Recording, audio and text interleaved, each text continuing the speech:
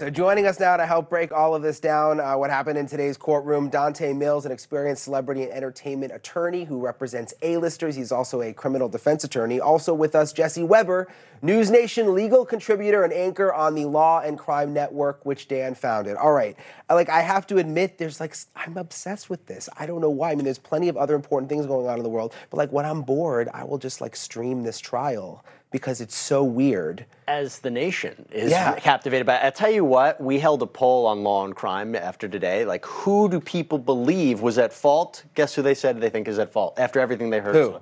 Sanderson.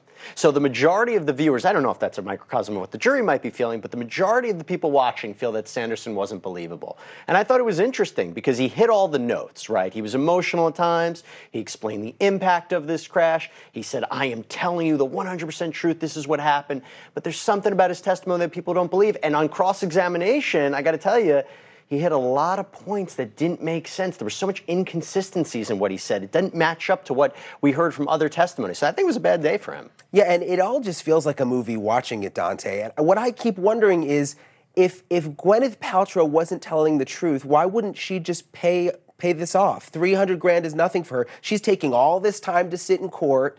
It makes her story believable, I think. So I'll tell you this. Celebrities get sued.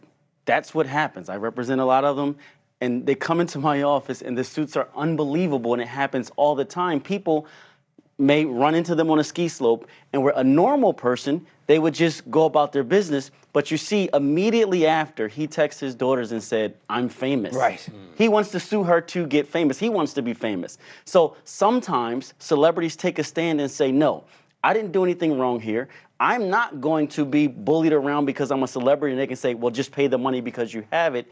I'm going to take a stand and say, I didn't do anything wrong and let the jury decide.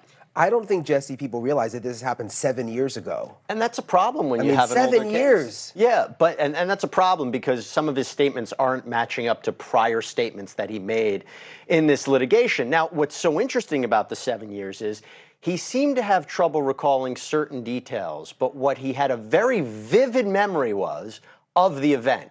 That's questionable in any case. You remember that event so clearly, but this is somebody who said he had a concussion. He wasn't clear about how long he was knocked out for. This is somebody who had prior medical conditions. I think that's going to give the jury pause about how credible is he. Well, I wondered that too, Dante. If he's claiming that he had this brain damage, and that's a big part of the case, and this was 7 years ago, why should we trust his testimony?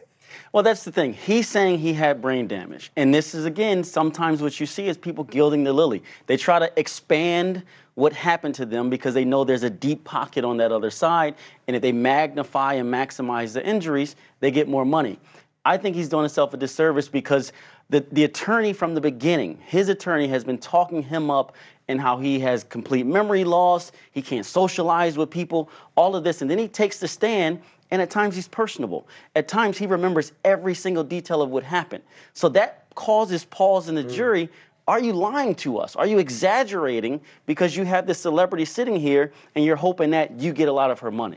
Listen, I'm here for this. I mean, it's almost like a weird guilty pleasure or something. I'm almost embarrassed to admit it, but I'm fascinated by it. I don't know why. It's Johnny Depp, Amber Heard, sort of over again. And it's one of these cases where you either believe one or the other. If you listen to both the accounts, it's impossible that they're both telling the truth. And this is one of those cases where the jury is wondering, who do we believe? That's what America's wondering. But it's all circumstantial. They don't have video of it happening. They don't have anything like that. So the jury is going to believe the personality they connect to the most. It's going to be I don't know if that doctor is doing himself good. Dante and Jesse, you guys rock. Thanks for coming on.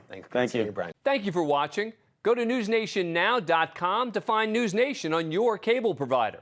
And don't forget to click the red subscribe button below to get more of News Nation's fact-driven, unbiased coverage.